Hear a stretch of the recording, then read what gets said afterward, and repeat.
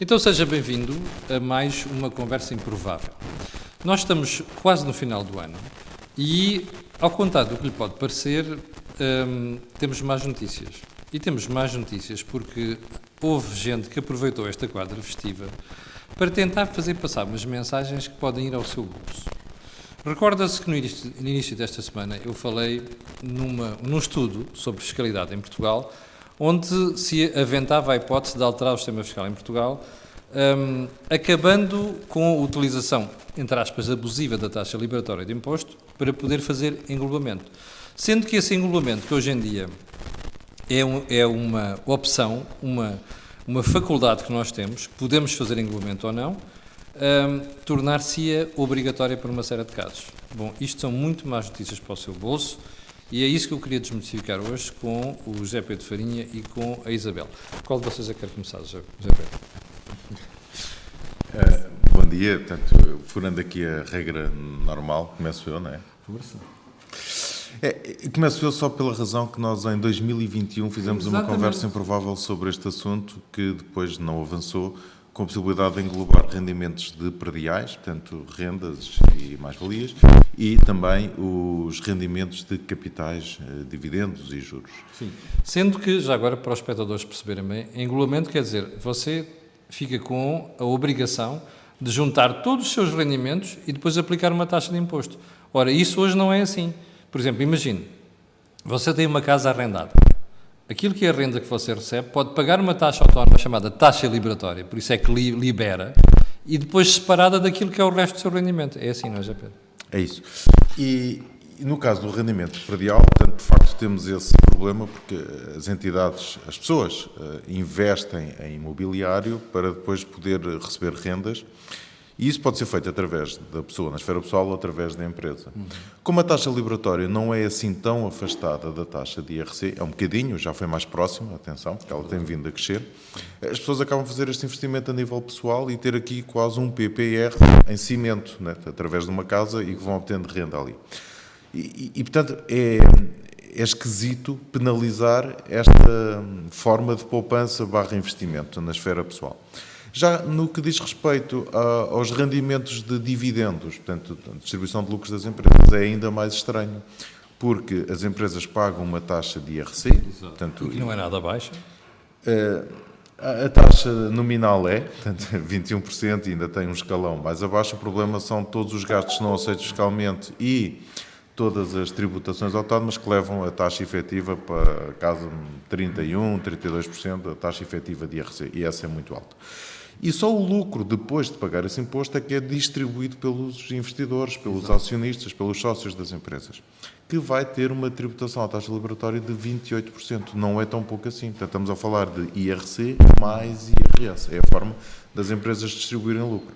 Se nós formos castigar esta forma de remunerar os acionistas, o que é que vai acontecer?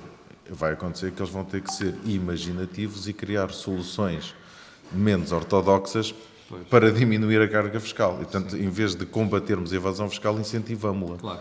Já agora convém recordar que este estudo, encomendado pela causa pública, prevê, não é só o gravamento das rendas, é dos juros, de depósitos, do tipo de aplicações, é dividendos e é mais-valias. Portanto, é uma pancada fiscal muito grande. Isabel, vamos antes de mais clarificar aquilo que é o conceito de classe média. Porque as pessoas dizem, mas isto é para os mais ricos, são aqueles que ganham mais. Não é disto que estamos aqui a falar. Não, Camilo, não é. De facto, os mais ricos em Portugal são os mais pobres de outros países da Europa. Boa definição. É mesmo. Para os portugueses, ou melhor, em Portugal, a classe média começa a contar no patamar dos 800 e poucos euros de rendimento e vai até aos 1.600. Ouviu? Começa nos 800, classe média em Portugal, 800 euros.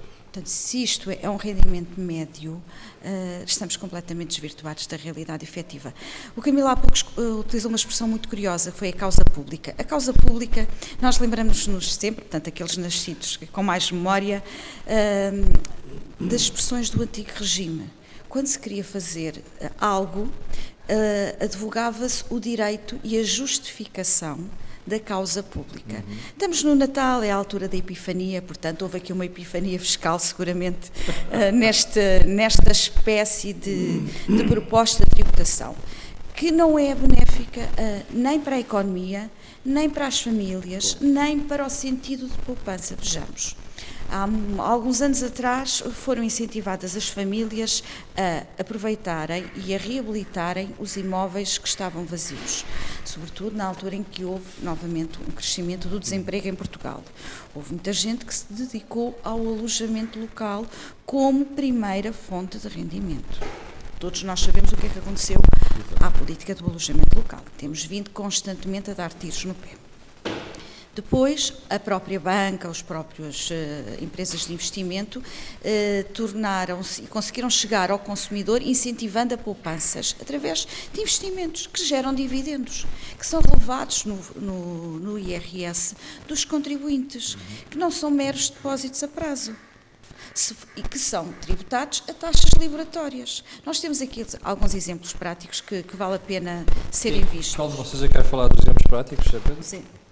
Eu posso falar aqui do primeiro, que é o Manel. No fundo, são simulações que nós estivemos a fazer, que é para você perceber aquilo que é o impacto que pode ser nas suas contas.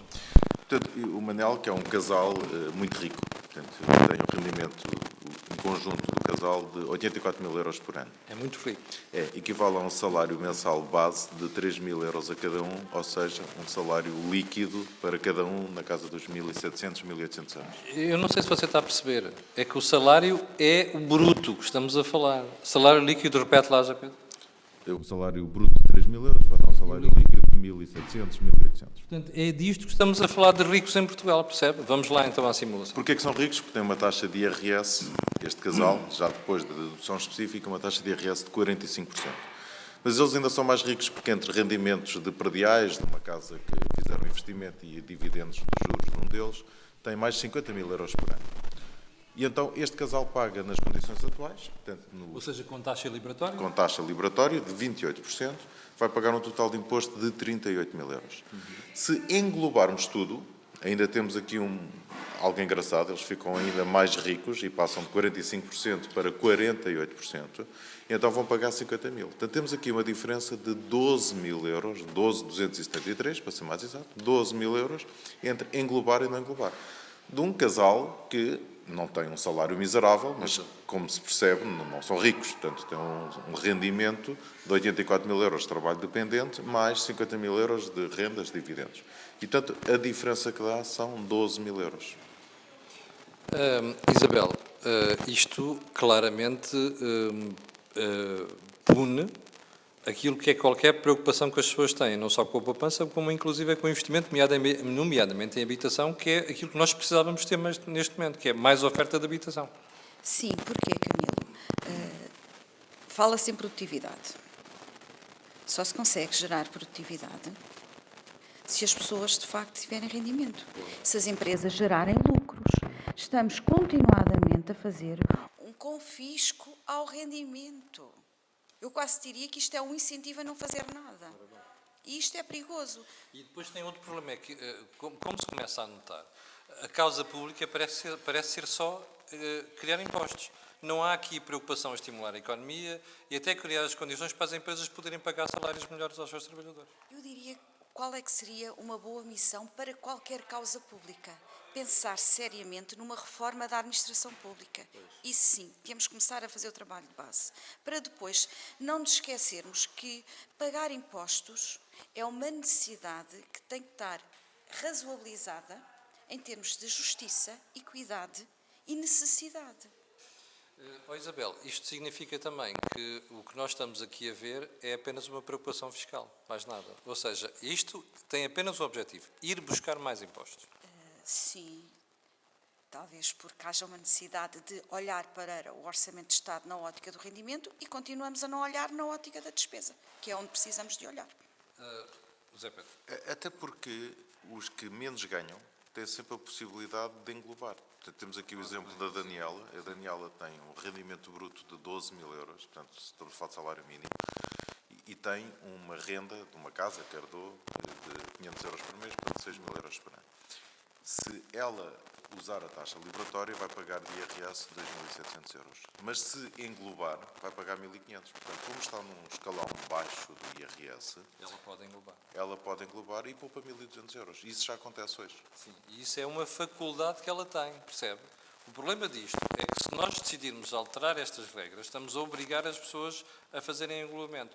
E este é que é o ponto. Por isso é que eu dizia há bocadinho que a grande preocupação aqui, a tal causa pública, é tributar mais e buscar mais impostos à economia. Aliás, eu diria mais, em termos de apreciação. E eu estou convencido que estes estudos, estas coisas aparecem para criar o ambiente, para justificar uma alteração fiscal que dê vazão ao sentimento de uma parte dos partidos, nomeadamente encostados à esquerda e à extrema-esquerda. Porque já reparou, imagine, se nós chegarmos a uma situação em que nas eleições sai uma maioria de esquerda, o termos ou não uma nova geringonça vai depender da conjugação de vontades de uma série de áreas, nomeadamente nesta dos impostos. Bom, meus senhores, e este raciocínio é válido não apenas para rendas, mas imaginem outro tipo de rendimentos que as pessoas tenham, juros, mais-valias e mesmo dividendos, certo? Certo. Se a pessoa tiver um depósito a prazo, portanto tem juros que são tributados à taxa E liberatória. muitos portugueses têm depósitos a prazo. Muitos portugueses têm depósitos a prazo. E, portanto, ao somar isso com rendimentos de rendas, de dividendos que tenham, etc., portanto, passa a englobar juntamente com a sua taxa de IRS normal. Portanto, esta lei vai castigar, em princípio, mais a classe média. Porque se nós pegarmos nos exemplos que mais ganham, estamos a falar aqui ainda não nos muito ricos, mas, portanto, num casal que já tem 160 mil euros de rendimento global, portanto, já estamos a falar do dobro do que tínhamos há bocadinho, a diferença já não é 12 mil, é 10 mil, porque eles já estão na taxa máxima. E portanto, vamos esbatendo aqui a diferença. Portanto, estamos a castigar, essencialmente, os que estão no meio. Em resumo, quem está nas taxas mais baixas não vai ter qualquer penalização. Quem está nas taxas mais altas, a diferença não é relevante. E quem vai pagar são a maioria que está espartilhada nas taxas intermédias. Já percebeu porque é que nós fizemos esta conversa improvável? É que o que lhe vão tentar vender é que isto é para ir afetar os mais ricos. Não é. E isto vai, como disse muito bem agora a Isabel Cipriano, é afetar sobretudo quem está na classe média em Portugal. Ou seja, em vez de nós estarmos a criar riqueza em Portugal, estamos a tentar nivelar tudo por baixo. Isabel e José Pedro, eu quero-vos agradecer este bocadinho e dizer que nós voltaremos no próximo ano, naturalmente, com aquilo que vocês fazem sempre, que é Corporate Business. Boas festas já agora. Boas festas e feliz 2024. E esperemos que seja melhor do que este. Olhe, atenção, porque é que estamos a fazer este programa? Muito simples. Alertá-lo, sim, dar-lhe informação. O que nós fazemos com o Corporate Business é levar-lhe melhor informação financeira e fiscal. O que estamos a fazer com esta conversa improvável é dotá-lo assim dos mecanismos para perceber o que é que pode acontecer se, entretanto, mudarem a lei fiscal e penalizarem a classe média. Fique bem, tenha um resto de ano feliz e, sobretudo, boas festas. Muito obrigado.